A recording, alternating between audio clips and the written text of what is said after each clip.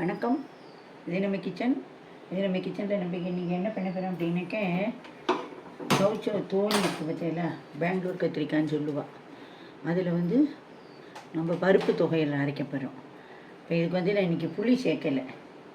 அதுக்கு முன்னாடி இதுக்கு ஒரு கை துவரம் பருப்பும் ஒரு 3 மிளகா வத்தலும் வச்சுருக்கேன். மிளகா வத்தல் சேர்த்துக்கிறதுலாம் நம்ம சௌரியம்தான். காரம் கம்மியாக வேணும்னா இன்னும் கூட ஒரு மிளகா வத்தலை குறைச்சி சேர்த்துக்கலாம்.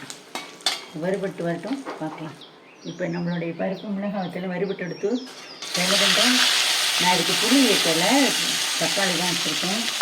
இப்போ இதை நல்லா வதக்கணும். நல்லா வதங்கி வரணும். அதோடய தேங்காயில் போட்டுட்டு வதக்கணும். தேங்காய் வைக்கணும்னு நினைக்கிறவா தேங்காய் வைக்கலாம், தேங்காய் ஆப்ஷன் தான். இப்போ நல்லா வதங்கிறதுக்காக உப்பு போட்டுக்கணும்.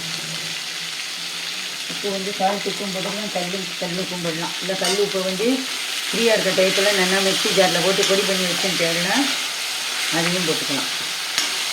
ஸோ அது நல்லா வதங்கணும். வதங்கும் போது பெருங்காயம் கட்டி வேணாலும் போடலாம், பெருங்காய பவுடர். நான் பெருங்காயத்தை இந்த டப்பாவில் போட்டு ஜலத்தை விட்டு வச்சுட்டுருக்கேன். தேவைப்படுறது இதை நல்லா வாசனையை கொடுக்கும். அதனால தான் இந்த மாதிரி வச்சுட்டுருக்கேன். ஜலத்தை விட்டுட்டு இது வெளியில் வைக்கக்கூடாது, வீணாக போய் பூண்டு காலம் பிடிச்சிடும். ஃப்ரிட்ஜில் தூக்கி வச்சுருங்க. தேவைப்படும்போது அப்பப்போ ஜலத்தை விட்டு யூஸ் பண்ணிக்கோங்க. நல்லா வாசனையாக கம்மன்னு இருக்கும்.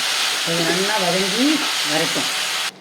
இப்போ நம்மளோடது வதங்கி வச்சுனோன்னா நான் அடுப்பை ஆஃப் பண்ணிடுறேன். நல்லா ஒரு ஏனத்தில் எடுத்துட்டு ஆறினொன்னே ஒரு 90% அளவுக்கு நைஸாக அரைச்சிக்கோங்க. 10% கோர்ஸாக அரைங்கும். இந்த சாத்தில் சுடுறாங்க, சாத்தில் நல்லெண்ணெய் விட்டுண்டு பிசைஞ்சு சாப்பிடலாம். இதே சவுச்சோ சட்னின்னா அது வேறு மெத்தட் இருக்குது. அது இன்னொரு நாள் நான் போடுறேன் வீடியோ. நீங்கள் செஞ்சு பாருங்க.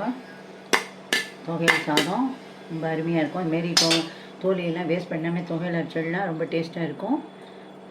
இப்போ இதை நான் ஆறின உடனே அரைச்சிட்டு உங்களுக்கு காட்டுறேன்.